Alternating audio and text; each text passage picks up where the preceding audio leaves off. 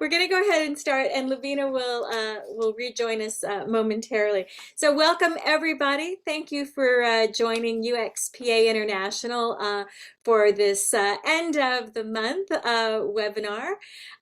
Today, we've got three really dedicated and longtime members of UXPA New Jersey, I believe, the New Jersey chapter, all of whom have been very active in a project trying to bring UX education to the K-12 area.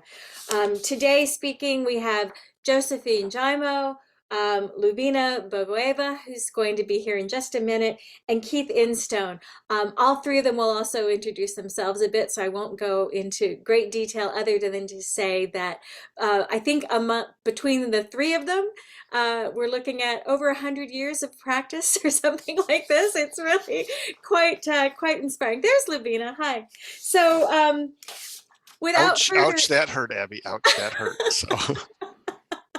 Without further ado, just to remind you all that this is being recorded, and so if you miss something or if you have to jump out early, the video will be on the UXPA website under webinar library. So without further ado, and with grateful thanks, I'm going to turn everything over to Josephine now. Okay, and I'm going to share my screen.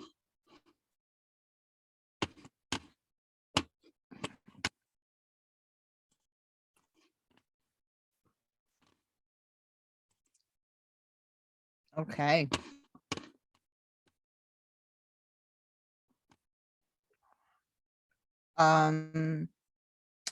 Yeah. All right, so I'm just going to do it like this. So, my name is Josephine Giaimo, and I'm a member of the UXPA New Jersey chapter. We have about 600 members at the moment, and Lubina and I are co-leads in the chapter. Keith is hails from Ohio, and he will be speaking about his Ohio experiences.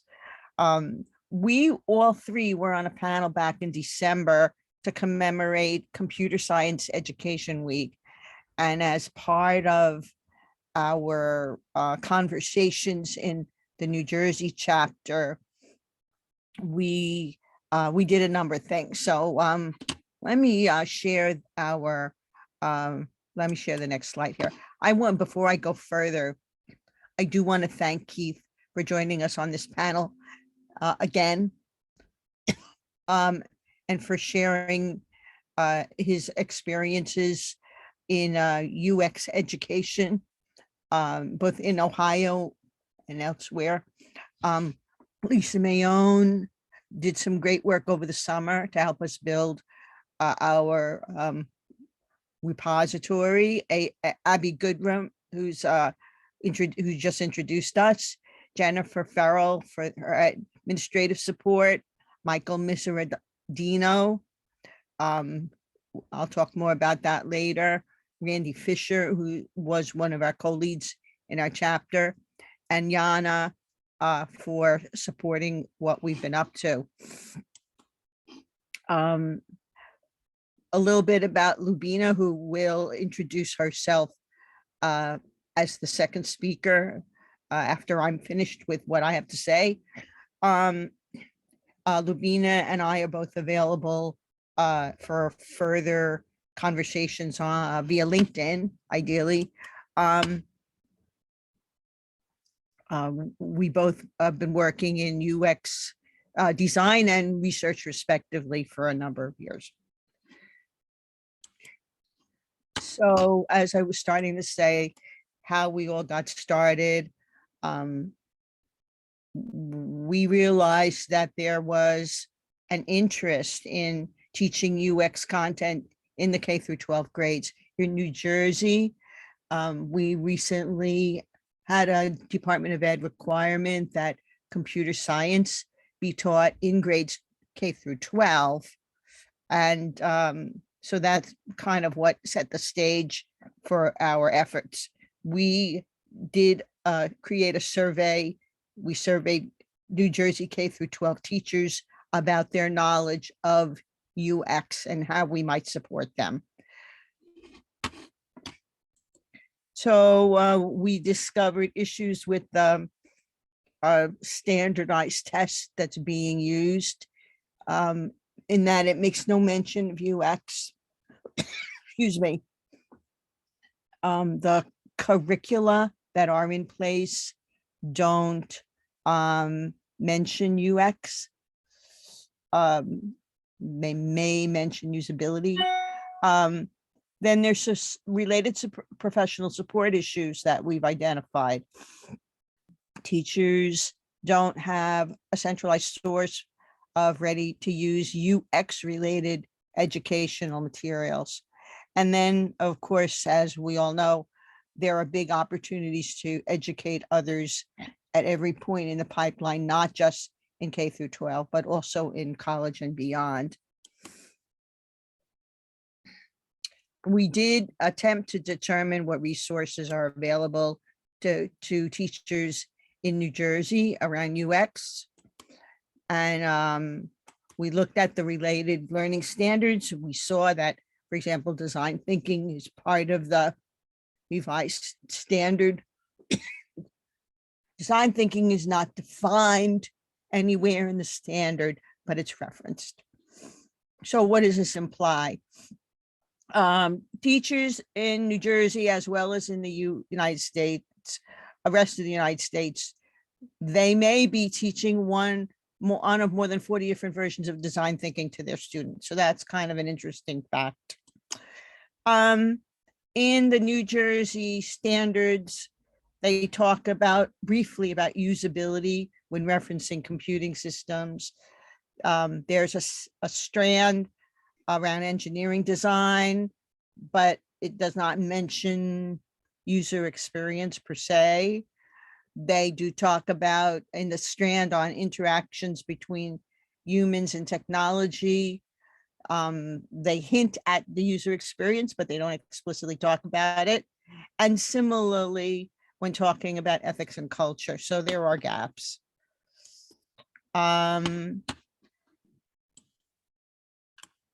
The praxis is the standardized test that the ETS offers. There is one for computer science that's being used in not just New Jersey, but other states.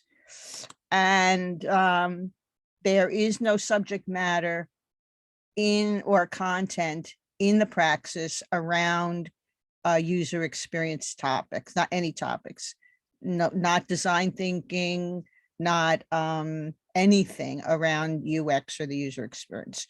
So this is like what we think of as an opportunity. I mean, I studied for the praxis. I went to some training for the praxis, and it's not mentioned. It's not mentioned.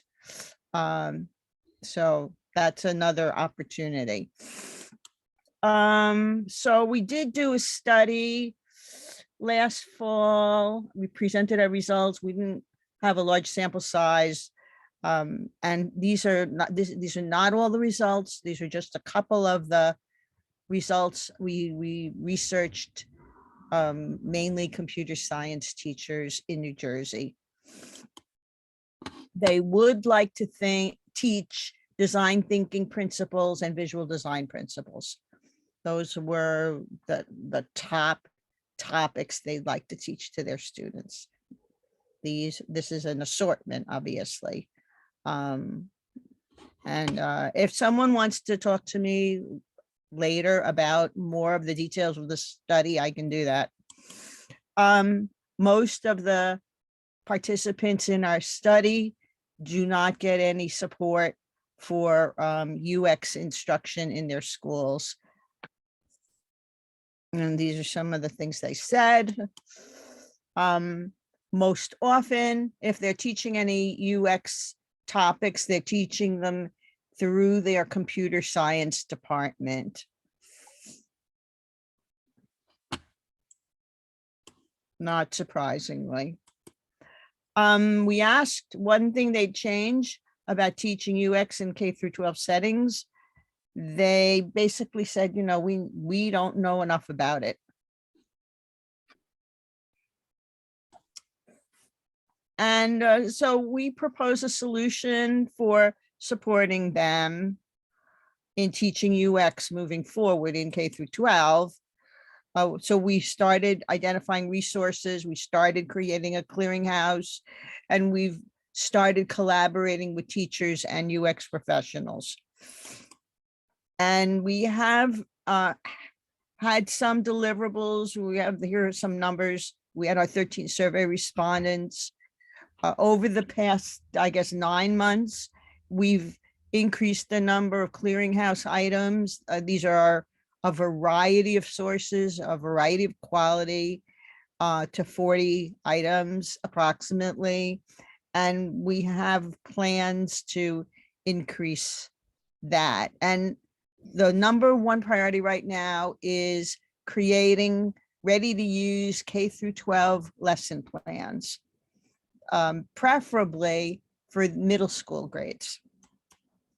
So what you can do is, there are a number of things. You can reach out to me, you can reach out to Lubina, you can reach out to Keith, join our Slack community. We have been holding weekly check-ins at 11:30 a.m. EST on Fridays via Zoom. We might move the time. I'm not sure yet. But most importantly, if you are willing to collaborate or write a UX lesson plan for middle school class, we definitely would love to hear more from you. Okay, I think that's as far as I go. I'm going to stop my share, and I'm going to give control of the meeting to Lubina. Hello, everyone. So here I'm going to share some of the resources that we put together. As Josephine said, there aren't many resources specifically for students, K-12 grade students. So we kind of, here we gave you resources that are geared towards adults who work in the UX field, that you as teachers can use to prepare yourselves and understand what UX is and how to teach. And the Nielsen-Norman group is like the gold standard because they're very thorough in their research. They've been around for, I don't know, over 30 years now, and consistently do a very thorough research in the industry. They don't go by trends, because if you just Google UX design or various related topics, you can get a lot of Google results that aren't that great quality, just a lot of strong opinions on blogs and stuff, but that are not substantiated with thorough research. So that's why it's good to stick to the ones that have been already established in the industry. And here I took the time to see what books and other resources out there are for students. And most the ones that you see on the right are for older students, like in high school. And again, these are books written by and for working adults, but they provide great information in regards to both design thinking and visual design itself. However, I'm happy to report that this year I found book series for young students, like around first grade. And it's actually a whole series, Layla and the Bots. Here I can show it to you on Amazon. I've linked to it, to the Amazon. Yeah, when you click, you can see it on Amazon. All of these books are linked to Amazon. So it's a series of 4 books for very early readers around, I think the publisher says 5 to 8-year-olds, that age range, and they're fun with fun illustrations. So it's a great introduction to the product design process. The author, Vicky Pang, was a product designer at Google, and she specifically worked on Google's educational products. And then there are webinars and courses for students, again, for older students, like high school. And so the Interactive Design Foundation has a lot of courses, including design thinking. And OutSchool offers some web and app design classes, and theirs are suitable for middle school as well.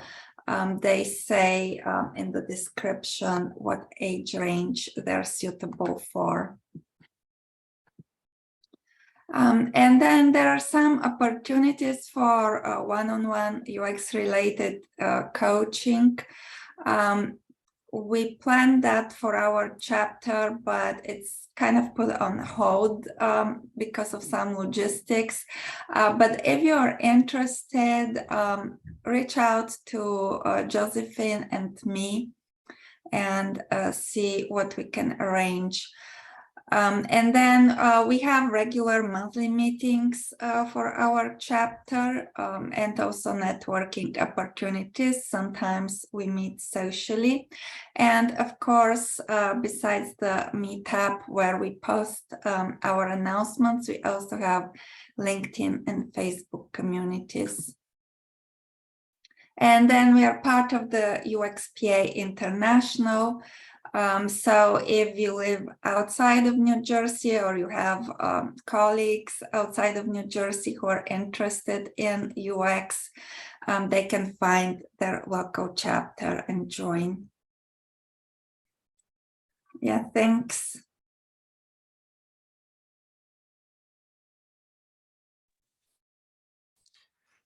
Is that it, Lubina? You want me to go next? Yes, yeah, I guess. Okay, let me. Oh, I can't share my screen until you stop sharing. So thank you. There we go. Okay. So hello, everybody. My name's Keith. Let me get my screen sharing going up. Everything look okay? Yes. Okay, good. So yeah, hello, my name's Keith Instone. I'm in Ohio, and I've been hanging out with the great folks in New Jersey, talking about what we can do to help students and teachers understand what user experience is, get them, get the teachers teaching it in some way, get the students introduced to the idea, to even just be aware that they could grow up someday, even though I don't feel like I've grown up yet, but they could grow up someday and have a job in this great profession that we have. I want to say, welcome to Ohio Tech Day. Today, just by chance, is Ohio Tech Day. And so this is an event where all across the state of Ohio, students have been playing with robots and learning about different jobs and user experience, and teachers have been promoting technology as a career. And for our user experience community in Ohio, we're just basically leveraging that. So getting folks to learn about user experience while they're learning about other technology things. So that's what I'm going to sort of cover today. So first, to sort of start out with our plan for Ohio, some things that we've been working on over the past couple of years, actually started even before the pandemic. We started hanging out together as a statewide community, and I was, collecting or hanging out with the different activists, the local group leaders, the folks that are a little bit more experienced, that are starting to get back to the community. And, we would get together and we would complain about things like nobody respects the user experience profession. Nobody knows what it is. And so we started, well, what are we going to do about it? Right? Let's not just complain about it. Let's try to do something about it. So as we got together, this, raising awareness amongst K-12 was the first topic that was like, hey, this is a common goal. Folks in Cincinnati were already doing it, trying to reach out to high schools in Cincinnati. Folks in Akron were already doing it. So, hey, hey, let's do this together as a state. And then as we did some more research, we found this group called Ohio X, which is a trade association that's trying to build Ohio into a tech hub. And so we decided to partner with them. We've created this roundtable where we get to hang out and participate in it. And this Ohio Tech Day last year was the first one. This was our first sort of opportunity to let's collaborate across the state of Ohio. Let's do something as part of Ohio Tech Day to promote user experience as a career. And so this is sort of the direction that we've been going, you know, rather slowly, but steadily. And so last year at this time, we did an online webinar for an hour and we talked about UX careers. So I'll give a little bit of recap of that. And this year we took a different path, making a video that gets archived and then ongoing. I know Melanie Bozzelli is here. She's leading our career awareness team. So we're actually going to be getting together like on a monthly basis and making progress, trying, you know, figuring out what we want to do next. Maybe we want to do a comic book. Maybe we want to do more podcasts. I'm not sure, but we're trying to get folks together to keep a steady beat on this career awareness thing. It'll take us a while to get momentum going. So like I said, last year we did this online webinar, and one of the keys was that we worked across the state. So we had people in Cincinnati, Cleveland, Columbus, Akron. I'm in Toledo, so I contributed as well. We had our local UXPA chapter involved, but also IXDA chapters. That's just where our community is hanging out in Ohio. And so we did this online webinar. It was part of Ohio Tech Day, so it got promoted as part of the event. So one thing that's as we were working on the content for it, we, like Lubina said, right, we were going through like, well, how do we explain what we do to, you know, middle school or high school students? You know, none of us had really developed content with that point of view. So we spent several months as a group. How do we say what we do without sort of all of our inside jargon and things that we're used to saying, right? How do we simplify it? How do we explain it? So again, we came up with some video game analogies and some other ways to talk about user experience that we think appeals to some younger folks. But we also knew that we were going to get college students, and in the end, we had a whole bunch of career changers that heard about it. And so that was okay too. But it was a great exercise. It was for us practicing our collaboration across the state and working remotely and getting together to putting on this event and working on the content. I think that was the hardest part, was like, how do we not just say the same thing that we're used to saying amongst ourselves and explain it to a new audience that is perhaps interested in technology, but doesn't understand that like that app that they use on the phone just isn't magically there. And it isn't fun to use just by magic. There's people who study how to make that happen. And especially having them understand that, you know, there's people that understand technology that are creating that technology, so that, you know, they could be even just more aware of you as users of technology if they're aware that, you know, the person that made that app is perhaps trying to trick them into buying something. Hopefully not trying to trick them, but at least in trying to influence their behavior. But what was really hard was, again, this was our first attempt reaching out to, you know, how do we reach out to all the teachers to get them to come to the webinar? We tried, but that was really hard. So for the second year, the nice part about working with Ohio X has spent a lot of time in the past 12 months reaching out to all of these K-12 partners.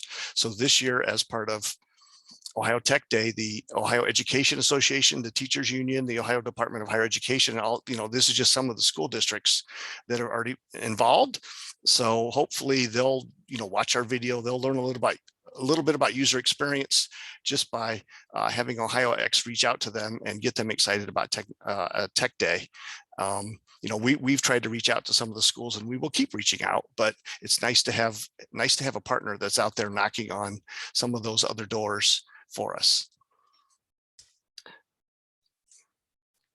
And so one thing that we learned over the past year was we actually had some workforce development folks hang out with us, and some folks from K through 12, and they were educating us around, like, this is, like, what's coming in Ohio education is all the teachers are being asked to do these career connections, right? So not just teaching out of the textbook, but teaching, making it more interesting to students by showing real life examples. And, if you had fun doing this assignment in class, there's a possible career for you in tech at the end. So, they already get, all their guidance counselors already know about, lawyers and doctors and dentists and police and everything. And so again, we're starting to learn more around how do we influence the guidance counselors to understand that this is even a career path that they could add to the list of all the other ones that they might be talking about with students.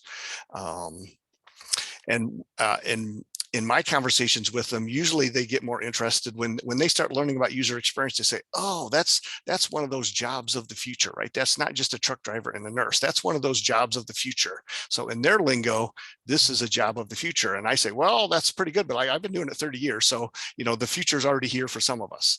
But that's one way to sort of, reach out to the folks that are more interested in those kind of career opportunities and explaining that to their students or to other young folks. That's just something that's one pathway that's worked for us.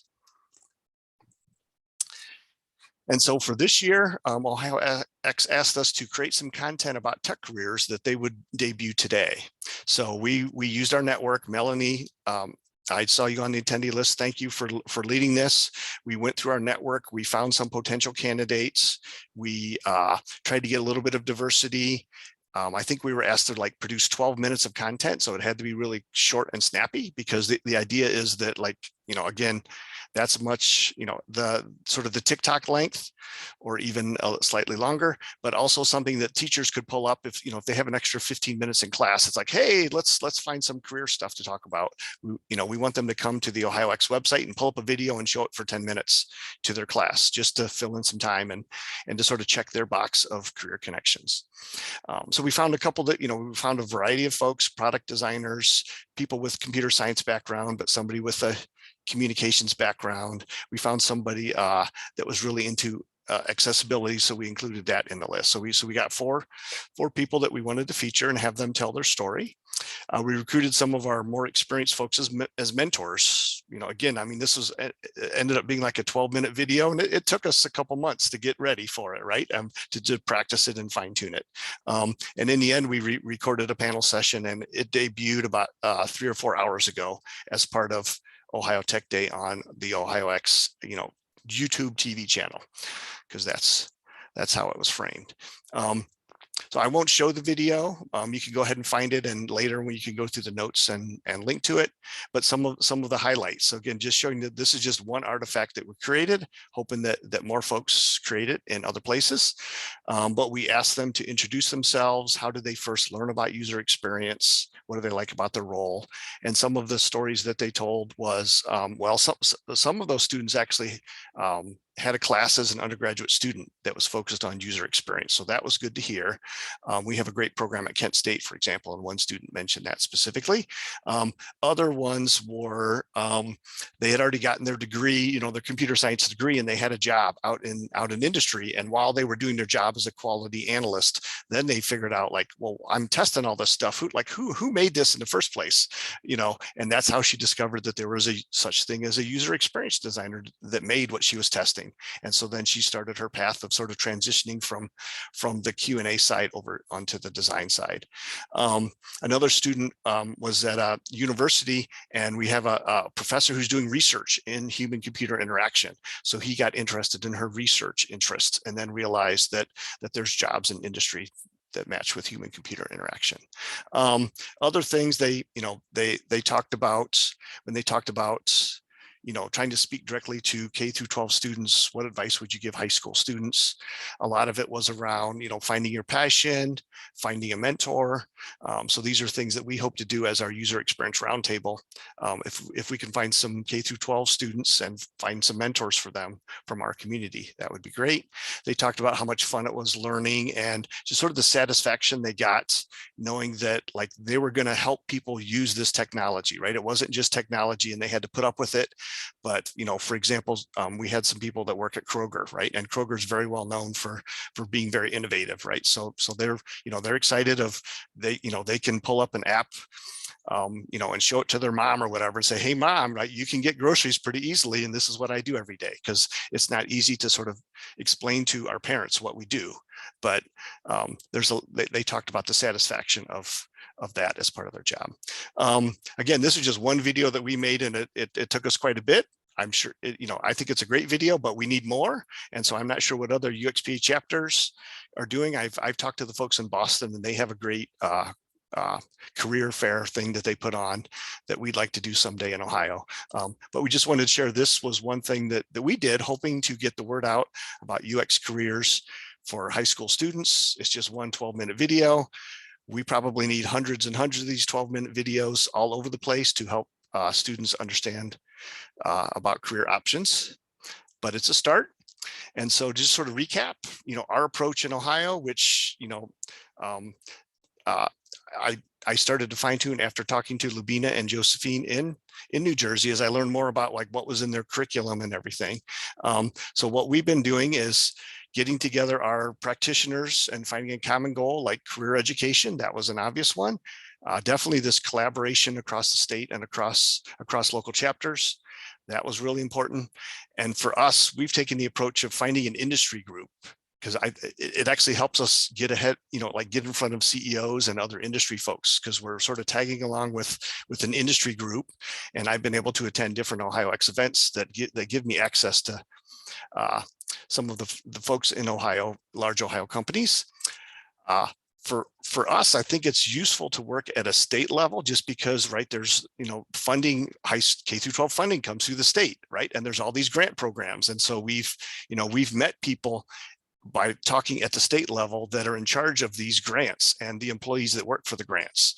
And there's all those government agencies. So I've tried to do other things in Toledo, and we've tried, doing things nationally is good, and internationally, but it seems like we might be able to get a few things done at the state level. In the end, if you want something in the United States, at least if you want a profession somewhat certified, it has to happen at the state level, right? It's the states that do it. Now, most states, when it comes to being a plumber, most states agree. So if you get to be certified to be a plumber in Ohio, you can go work in another state. But that's usually where these sort of professional discussions actually get written down and legislated. So that's all I have to share. I think, Lubina, do we want to open it up? I don't know if we have the chat open for questions, what we want to cover in the rest of our time, but I'm going to go ahead and stop sharing. This is Josephine. I have my hand raised because, as it turns out, I had 3 more slides that I had added, and I'd like to share them again, those Great. last 3. Yes. So I'll take a couple more minutes here. Okay. So the updates are that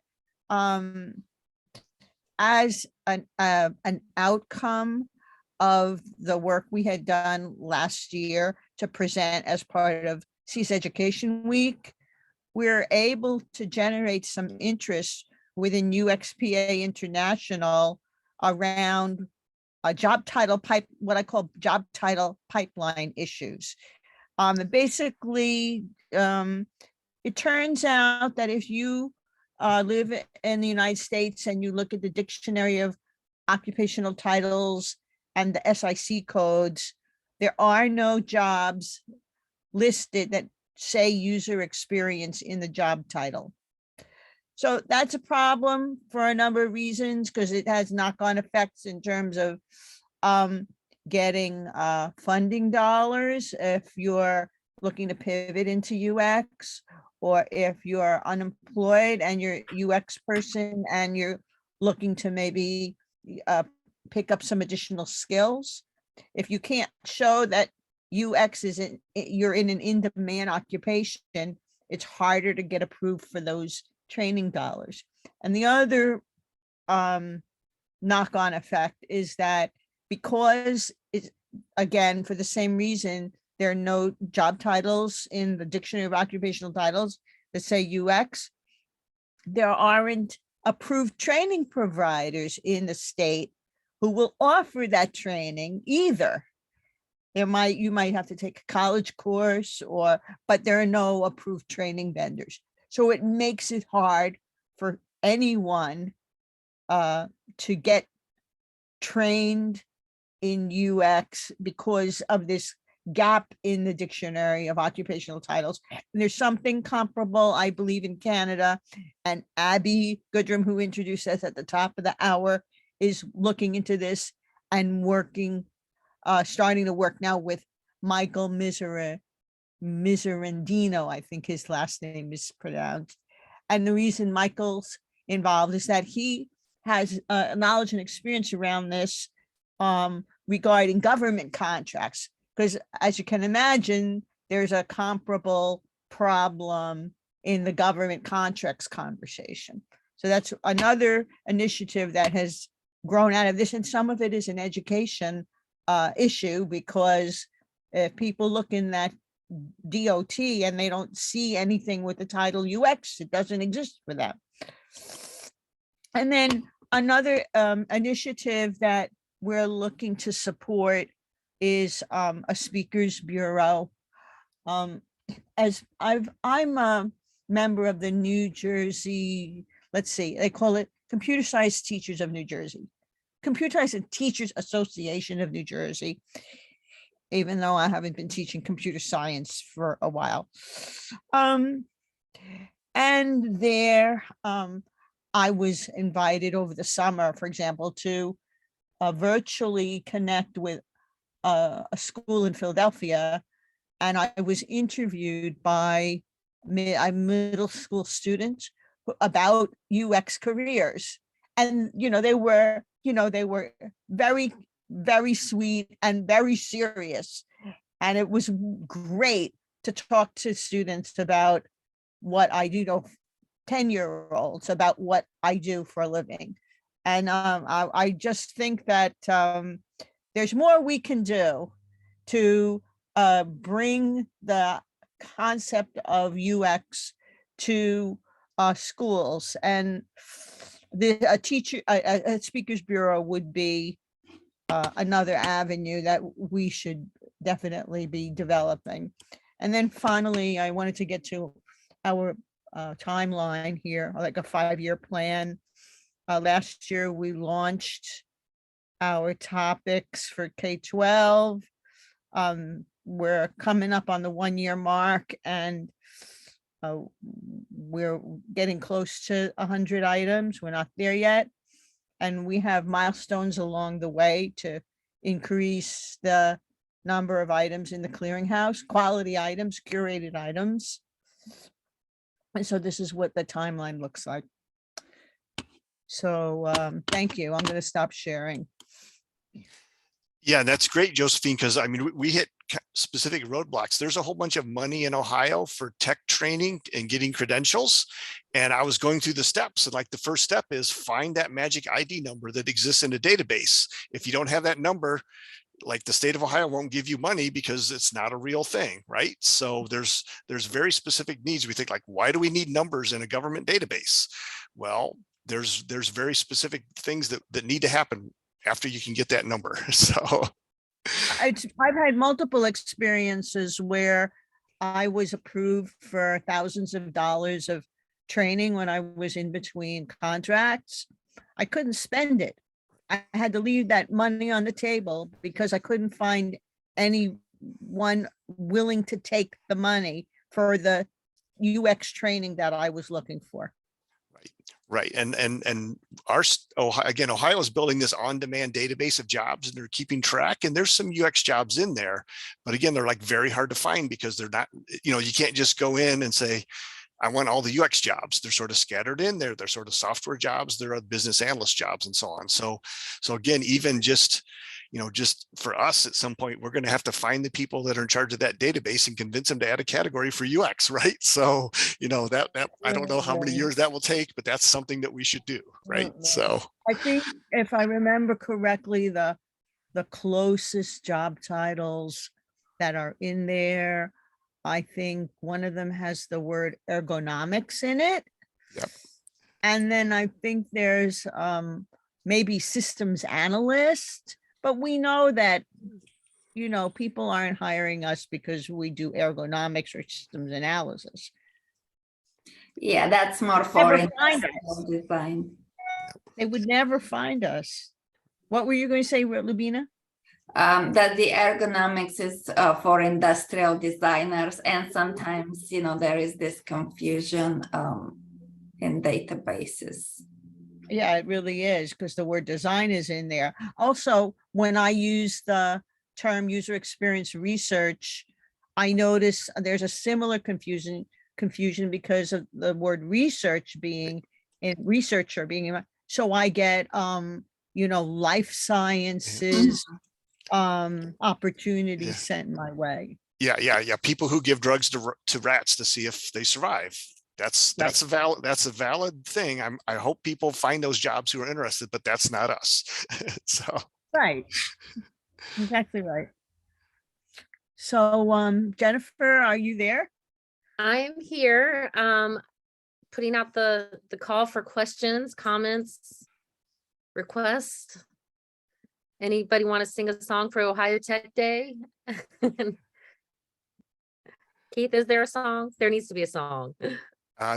This year they got so far as the students made some logos and some marketing material, right? So again, this is just our second year. I'll let Chris, our Ohio X guy, know that next year we need an anthem, or we need to have the kids make some songs. That's a great idea.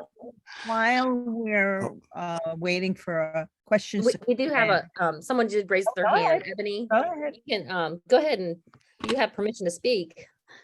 Oh, okay. Hello. I thought this was a great discussion. Thanks for just an interesting topic and an interesting look at our work. I wanted to comment first on the piece about searching for jobs. For the past 6 years of my life has been focused on UX at a government agency. So I wanted to make sure that anyone here knew that the way to find them, if you're looking on USA Jobs, is to really just look for variations of usability, user experience, because you're right, in some cases, it's not listed in the title. Ours actually are listed under systems analyst, SYSAN, or SYSANA actually is what they're listed under. So, but USA Jobs will search the body of the message. So if you set up alerts, you might need to set up 2 or 3 for those variations on usability. But my question for the panel was just about in terms of teaching. I found that most of my life in usability has been interpersonal skills, persuading product owners, and a lot of interpersonal skills, as much as the tech, but especially as we move into content management and PEGA and the arrival of these things. I'm wondering if you're looking for lessons that are also focused on the responsibility of the designer and some of those power skills. So if you're going to create an environment, how can there be equity and belongingness, even in a web page? I think someone mentioned earlier dark patterns and raising awareness around having integrity around the decisions that you're being asked to make as a designer. So are the lesson plans also, you're looking for lesson plans in that area, or just strictly on the tech side of UX? That was my question. Thanks for inviting me up to ask it. Yes, Ebony, I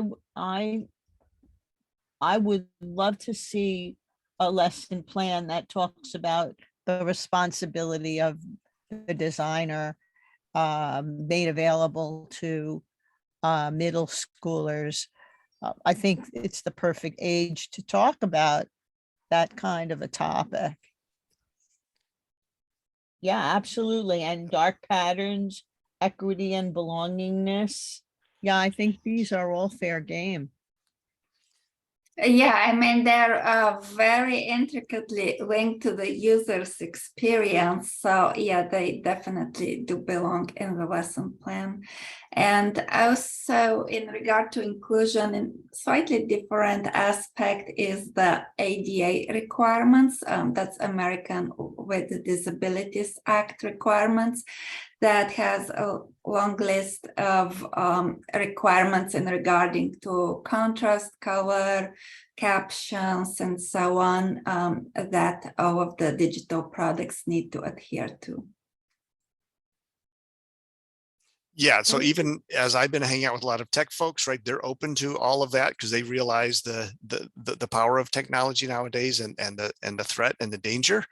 And then I know some schools are into design thinking, right? So I think design thinking is another one of those avenues. So I've talked to some people that are at the Henry Ford Institute in Detroit that are teaching teachers to more have a design focused way of teaching throughout the whole curriculum, right? So then that sort of sets the foundation, and then it's very easy to then get into the user experience concepts on top. So, and again, I talk to a lot of folks of like STEM. STEM is great, but let's talk about the art and the other aspects, the humanities and so on. So again, I see us sort of our role as user experience folks to help balance that. So it's not all tech. It's also the human I side. like to piggyback on what Keith just said.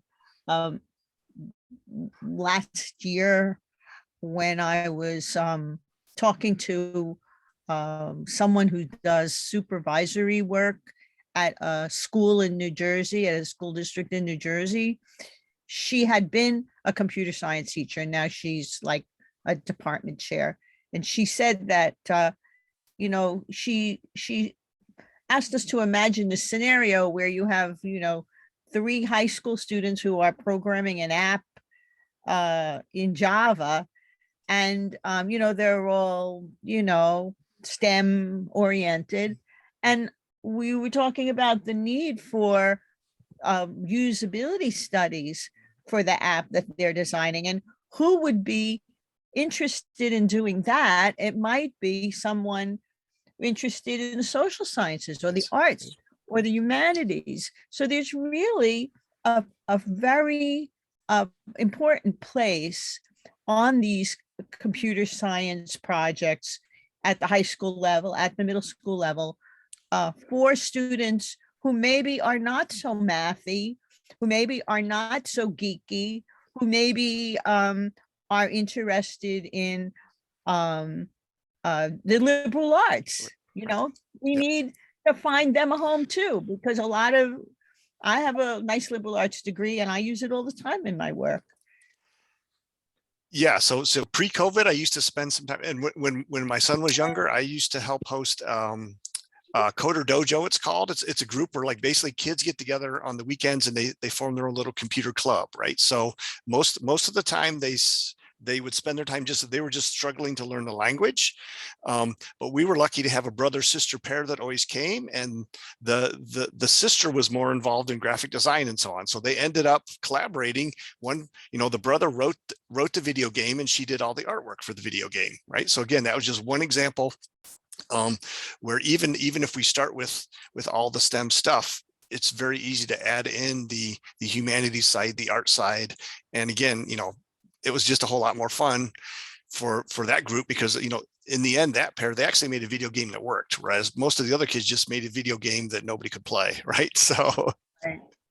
Which is why I'm concerned about making sure that user experience topics are more prominent in the curriculum and in the standards, because right now we have computer science standards here in New Jersey, but there's barely a mention of usability in them, and there's certainly not a strong focus in the standards on anything having to do with the user experience. And my concern is that my concern is that we get ahead of this curve. We need to get ahead of the curve. Right. And in Ohio right now, they're just working on actually funding computer science education. So some of us at our Ohio X roundtable, we've given comments into it, but it's still at the early stage and they're just trying to set up a committee and set up funding. And the answer when we made comments of like, why isn't user experience or even usability testing in any of it? They said, that's detail, that's in the curriculum, that will come later after we get the funding in order to actually develop the curriculum. So we're kind of just waiting for that next stage.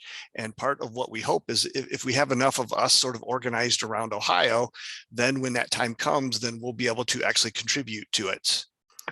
Yeah, But and another state to kind of keep an eye out for in this regard is Texas. And we are looking to find out more. But in fact, when I studied for the computer science praxis last summer, the folks who were doing the training were folks in Texas. So Texas is probably, in terms of this, and I know that there are K through 12 UX education initiatives in Texas too. Right. So that Texas might be ahead of the rest of the states, might be a way to say it.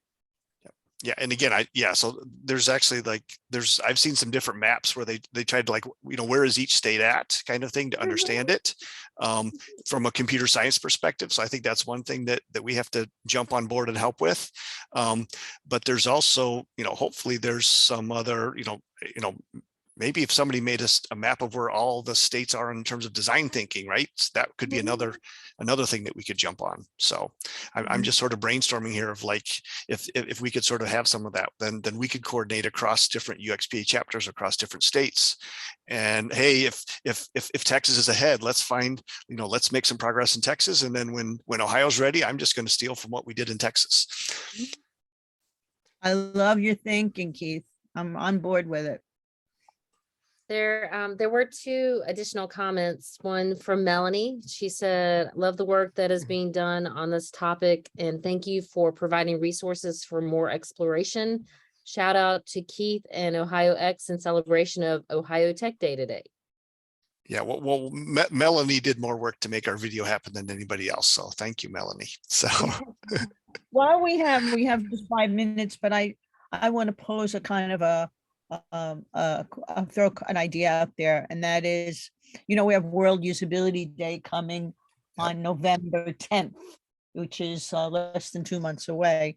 I know that the original conceptualization was that it was like a public-facing educational day.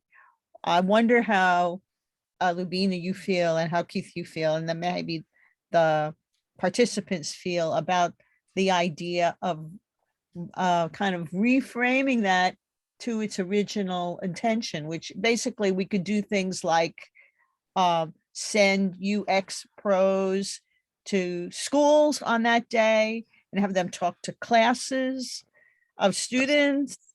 What do you think? I see you nodding, Keith. Well, it's funny you say that because I was part of the original World Usability Day team the first couple of years. Right. And for folks that aren't aware, right, the original vision was more like Earth Day, where this is where we take what we know and we spend the day talking to people who don't know anything about it as education. How did it evolve over time? It basically turned into a day for us to get our professional development. And I don't have a problem with that, but I know like in Michigan and the Cleveland UXPA, that's when they had their all-day conferences, right? But it was mainly just for everybody who knew about it. So yeah, I think we should talk with Elizabeth in charge of World Usability Day. I think that's a great thing. Right now, she's putting a lot of effort into getting the United Nations to recognize World Usability Day as a thing, right? So that would elevate it a lot, and that would help us reach a whole lot of new audiences. But yeah, I think World Usability Day, we sort of turned a little bit too internal on it, and it's just us talking to ourselves. And I don't have a problem with that, but it meant that we lost our talking to the rest of the world day. Yeah. Like take your children to work day or something. Right. Yeah, that will be great. There Like was that. one last comment from Diana Lewis. She said, I'm very interested in collaboration with your community. I am a K-12 teacher in Virginia. I will reach out to assist in lesson plans. Thank you. Oh, that's great. Sure. So that was our last one. Are any other questions or comments?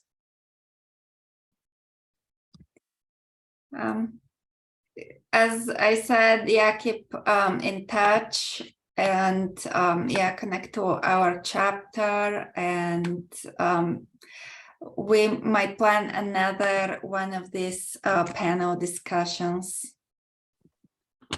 Absolutely. Let us know if there is interest, and here is our chapter link. I put it in the chat. Yeah, again, I say thanks for everybody for coming and listening in. I know this isn't always that when we do surveys of UXPA practitioners, this is not at the top of their list of their favorite thing because they're still struggling to learn how to do it, right? But I think it's important that we also take some of our energy and start sharing it. So again, thanks for participating. Hopefully, we can lead, do more things with UXPA, do some things at the conference and some other things like that. So to me, it feels like we're just getting going, but this is sort of exciting. It is exciting, Keith. And I want to thank both of you, Keith and Lubina, for being on this journey with me. It's really Yeah, been a great, yeah. almost 1 year. It's been a great year, and it's going to be another great year coming up. Yep. Well, great. Well, thank you, everybody. Thank you, Keith, Josephine, Lubina, for joining us today. We'll be in touch and definitely can't wait to hear more about these plans and to do more with UXPA. For everyone who joined us, this will be loaded on the UXPA webinar library next week, so you can find it there. And that's it for us. I hope everybody has a great weekend. Thank you. Thank you. Thanks. Bye. Bye.